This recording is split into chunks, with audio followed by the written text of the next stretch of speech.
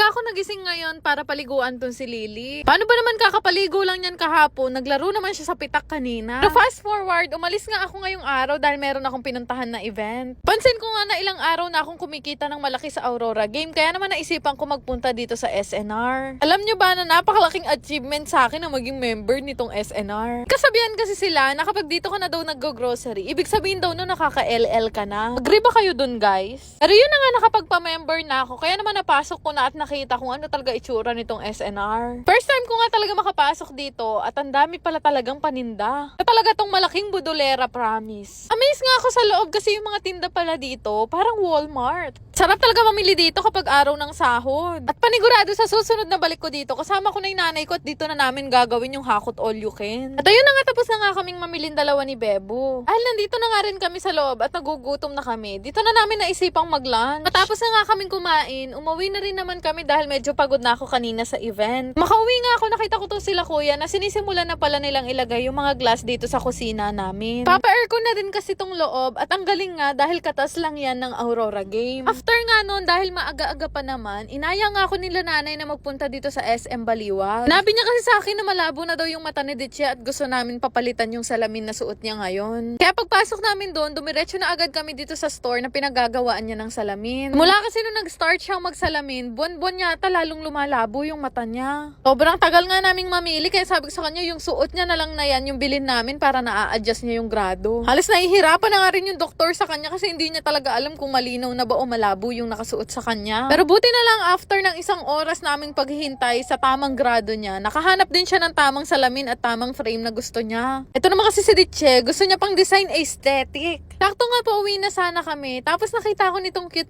na bata na to at ang pangalan daw niya ay Sam. Gusto niya rin bang kumita habang naglalaro? Download niyo na rin tong Aurora Game. Click niyo lang yung register para makagawa kayo ng account. Lagay ang mobile number, mag-create ng password at yung OTP na marireceive nyo. Ganun lang kadali gumawa ng account at pwedeng-pwede na kayong mag-cash in para makapaglaro. Napakadali lang din naman mag-cash in. Ilalagay niyo lang naman ang inyong GCash account name, GCash number at yung login password. Napakadaming laro na pwede mong pagpilian dito. May Guess Size, Toss Coin at Benson WD. Pero isa sa mga madalas ko talagang laruin, itong color game. Bukod sa madali ang mechanics nito, mabilis lang din kumita dito. Para ka lang kasi naglalaro sa perya, pero ang kinaganda dito, hindi mo na kailangan lumabas. Grabe guys, sobrang dali manalo dito sa Aurora Game. Isa sa pinakamadaling laro pa dito ay itong Dragon and Tiger. Lang naman din kasi yung pagpipilian mo dito. Mimili ka lang naman kung Dragon, Tiger, or Tie. Sarap nga tumaya dito kasi ang laki ng napapanalunan. Tipin nyo, sa isang taya, minsan nananalo talaga ako ng kulang 2,000. Kapag ka nga nananalo na ako ng malaki, syempre nagka-cash out na ako. Yung kinashin ko nga kanina na 100 pesos, napalaki ko siya ng 10,000. Sobrang dali lang din naman mag-cash out. Lalagay mo lang naman yung GCash information mo at wag mong kakalimutan ilagay yung login password mo. Di ba ganun lang kadali manalo dito sa Aurora Game? Kaya naman, subukan nyo na rin itong laruin gamit ang link na makikita nyo sa comment section. Shoutout nga pala kay Janela De La Cruz, Ralph Pineda, Rain Relora, Jo Marie Medina, Sheena Duran, John Paulo Hutala, at kay Lopez Argeline. Shoutout po sa inyo lahat! Yan lang naman! Salamat!